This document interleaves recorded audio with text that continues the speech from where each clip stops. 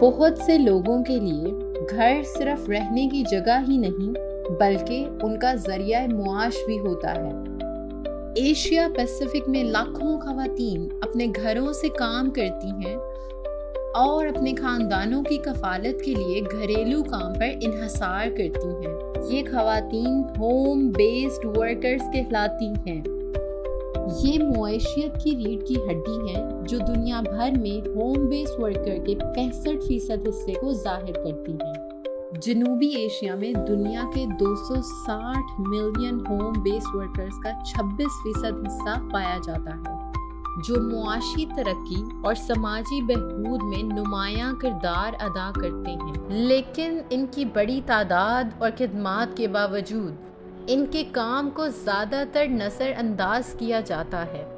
Home based workers دو طرح کے ہوتے ہیں: خود مختار ورکرز جو اکیلے یا بغیر معاوضے کے کسی اہل خانہ کی مدد سے کام کرتے ہیں، اور سب کنٹریکٹ ورکرز جنہیں کمپنیوں یا کسی درمیانی افراد کے ذریعے ملازمت دی جاتی ہے۔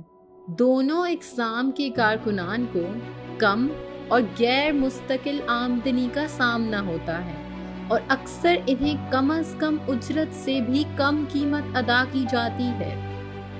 انہیں کام کے لیے خام مال بھی خود خریدنا پڑتا ہے، جبکہ ادائیگی میں تاخیر اور غیر متوقع تقاضے ان کی مشکلات کو مزید بڑھا دیتے ہیں۔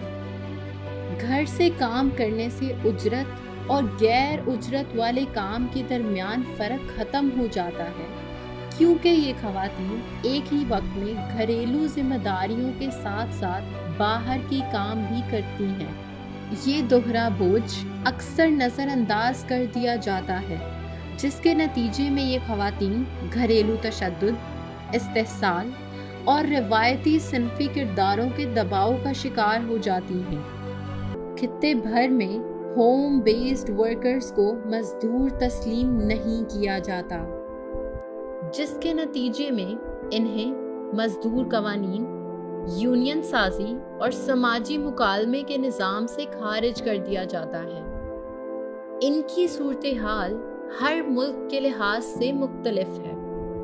انڈونیشیا میں زیادہ تر home based workers social protection تک رسائی سے محروم ہیں، حالانکہ انہیں مین پاور ایکٹ نمبر 13 میں شامل کیا گیا ہے۔ تھائی لینڈ میں 2012 کا قانون ہوم بیسڈ ورکرز کو تحفظ فراہم کرتا ہے، مگر ابھی تک اس پر عمل درآمد نہیں ہو سکا۔ فلپین میں زیادہ تر لیبر قوانین فارمل سیکٹر پر لاگو ہوتے ہیں، کیونکہ قانونی حقوق کے لیے آجر اور ملازم کا تعلق ثابت کرنا ضروری ہے، جو ہوم بیسڈ ورکرز کے لیے ممکن نہیں ہوتا۔ بھارت میں بیڈی بنانے والی ہوم بیسڈ ورکرز کی حالت ویلفیئر ایکٹ کے منسوخ ہونے سے مزید خراب ہو گئی ہے۔ پاکستان میں 2 کروڑ سے زائد خواتین ہوم بیسڈ ورکرز ہیں، لیکن زیادہ تر اپنے حقوق سے ناواقف ہیں۔ نیپال میں بھی زیادہ تر ہوم بیسڈ ورکرز خود کو مزدور تصور نہیں کرتے، جس سے ان کی سماجی تحفظ تک رسائی محدود ہو جاتی ہے۔ سماجی تحفظ کی کمی کے باعث ہوم بیسڈ ورکرز صحت کی سہولیات اور پینشن جیسے بنیادی فوائد سے محروم رہتے ہیں۔ انہیں صحت کے کئی خطرات لاحق ہوتے ہیں، جیسے کہ کمر درد، سانس کے مسائل، بجلی کی خراب حالتوں کی وجہ سے آنکھوں کے مسائل، اور طویل کام کے اوقات کی وجہ سے تھکاوٹ جیسے مسائل کا سامنا کرنا پڑتا ہے۔ موسمیاتی تبدیلیاں ان خطرات کو مزید بڑھا دیتی ہیں، جیسے سیلاب، خشک سالی اور دوسری آفات، جو کہ ان کی معاشی اور سماجی حالت کو مزید متاثر کر دیتی ہے۔ کووڈ-19 کی وبا نے بھی ان مشکلات میں مزید اضافہ کیا، جس سے بہت سے لوگ بے روزگار اور آمدنی سے محروم ہو گئے۔ لیکن امید ابھی باقی ہے۔ ہوم بیسڈ ورکرز، ان کی تنظیمیں اور مزدور یونینز مل کر اپنے حقوق کے لیے سرگرم ہیں۔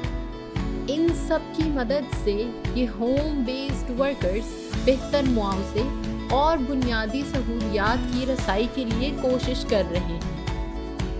ILO ہوم ورک کنونشن 117 جو کہ ہوم بیسڈ ورکرز کے تحفظ کے لیے موجود ہے، یہ دنیا میں سب سے کم توثیق شدہ کنونشن ہے اور ایشیا پیسیفک میں کسی بھی ملک نے ابھی تک اس کو تسلیم نہیں کیا۔ اس کنونشن کی توثیق کو یقینی بنانے کے لیے ایک علاقائی مہم کی فوری ضرورت ہے۔